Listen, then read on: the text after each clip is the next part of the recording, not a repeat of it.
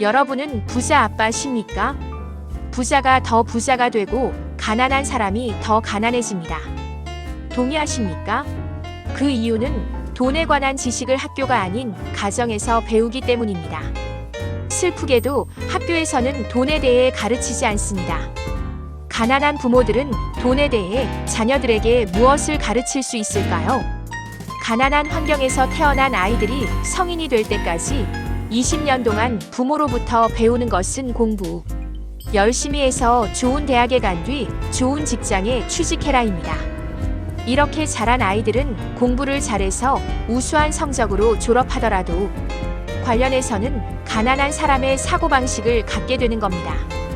우수한 성적으로 이들이 나중에 은행가, 의사 또는 회계사가 되더라도 평생 동안 금전적으로 압박을 받게 됩니다. 로버트 기요사키라는 사람이 있습니다. 미국인 투자자이자 사업가, 작가, 재테크 전문가이며 그의 자산은 무려 1,200억 원이 넘습니다. 그의 아버지는 건실한 교사였지만 종종 돈 때문에 고생하는 대부분의 사람들과 비슷했습니다. 그렇다면 이러한 환경에서 로버트 기요사키는 어떻게 부자가 되었을까요? 그의 베스트셀러 중 하나인에 담겨있는 내용을 살펴보면 우수한 학위로 대학을 수료하였고 교육 관련 일을 하고 계신 아버지에게 그는 어떻게 하면 부자가 될 수 있는지 물어보았습니다. 슬프게도 그의 아버지 역시 부자가 되는 방법은 몰랐고 수많은 부모님들과 똑같이 이렇게 말했습니다. 공부 열심히 해서 좋은 대학에 간 뒤에 좋은 직장에 취직해라. 여기 이 사람은 훗날 전 세계에서 가장 유명한 가난한 아빠로 불리게 됩니다. 그리고 어린 로버트에게는 마이크라는 친구가 있었습니다. 마이크의 아버지는 건설회사, 상가, 그리고 레스토랑을 운영하고 있었습니다. 그리고 그의 아버지는 훗날 부자 아빠라고 불리게 됩니다. 그는 로버트와 그의 아들 마이크에게 어떻게 하면 부자가 될 수 있는지에 대해 가르쳤습니다. 그렇다면 이 부자 아빠는 로버트에게 무엇을 가르쳤을까요? 첫 번째 가르침은 두려움에 지배당하는 32개의 문이 있습니다. A문으로 가면 여러분들이 일한 만큼, 노력한 만큼 돈을 벌게 됩니다. 그러나 실패하면 굶어 죽게 됩니다. B문으로 가면 열심히 하던 안 하던 돈을 일정하게 멉니다. 절대 굶어 죽을 일은 없습니다. 그러나 큰 돈을 벌지 못합니다. 수많은 사람들은 열심히 일한 만큼 대우를 받고 싶어 하기에 A문을 선택할 것처럼 보이지만 사실 대부분의 사람들은 B문을 선택하고 그 길로 갑니다. B문으로 간 사람들이 계속 참으면서 일을 하는 이유는 두려움 때문입니다. 매달 날아오는 대출이자, 신용카드 결제, 각종 세금 등의 청구서를 제때 내지 못할지도 모른다는 두려움, 돈이 항상 부족할지도 모른다는 두려움, 모든 걸 새로 시작해야 할지도 모른다는 두려움입니다. 그리고 이 두려움은 사람들을 아침에 일어나서 출근하고 월급 타고 빚을 갚는 패턴에 갇혀 있게 합니다. 모두가 경제적으로 자유롭게 되기를 원하지만 당장 고정적인 수입이 없어질 거라는 두려움으로 인해 계속 같은 자리에 있게 됩니다. 두렵기 때문에 직장에 가고 직장에서 받는 월급이 두려움을 덜어줄 거라고 생각하지만 그렇게 될 일은 없습니다.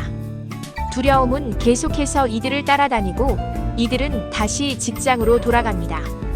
두려움이 사라지길 바라면서 일을 하고 돈을 벌고 빚을 갚고 또다시 일을 하고 돈을 버는 쳇바퀴 같은 삶 속에 갇히게 되는 겁니다. 부자 아빠는 이렇게 말했습니다.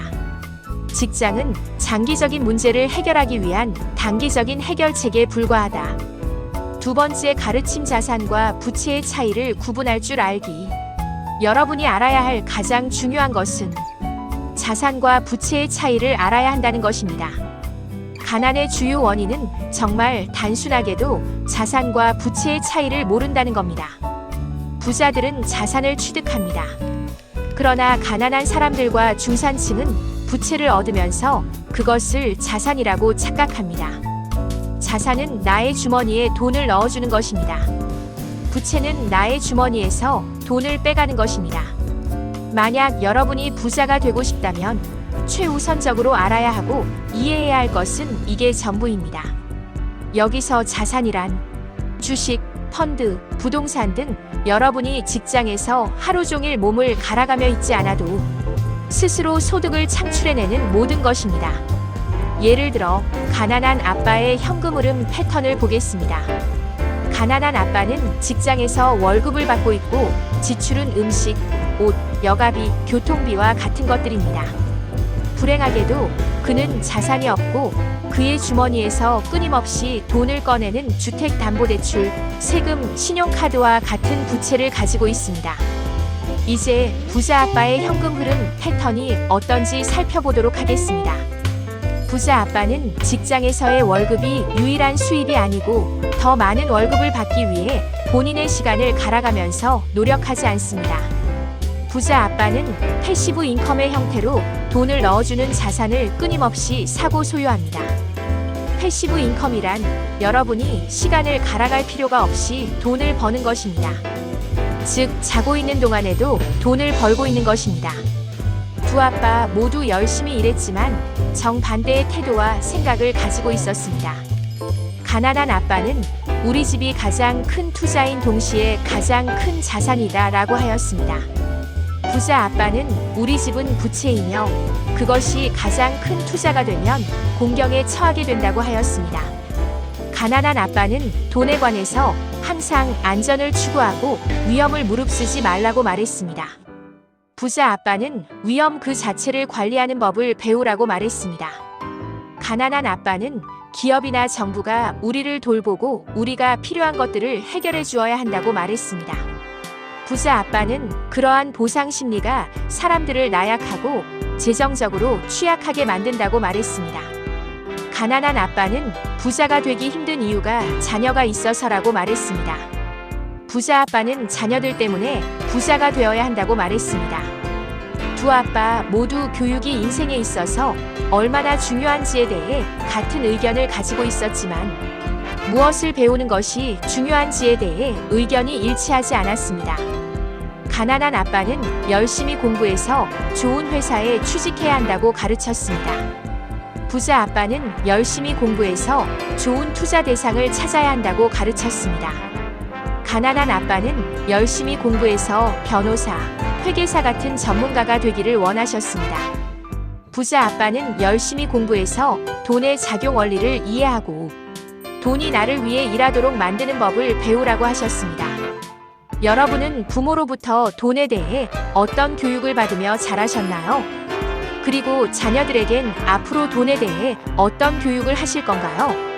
혹시 가난한 아빠와 같은 접근 방식을 취하고 계신가요? 앞서 설명했듯이 대부분의 학교는 금융에 대해 가르치지 않고 있습니다. 돈의 작동 원리, 돈의 힘을 배우지 않는다면 평생 돈의 노예로 살아가게 될 것입니다.